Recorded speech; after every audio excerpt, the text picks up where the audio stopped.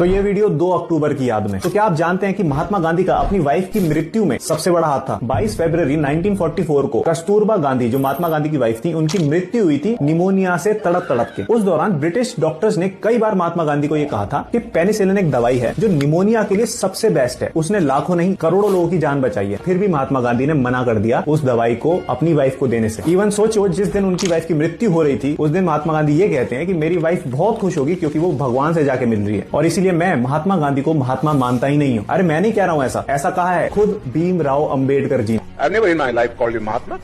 He doesn't deserve that title.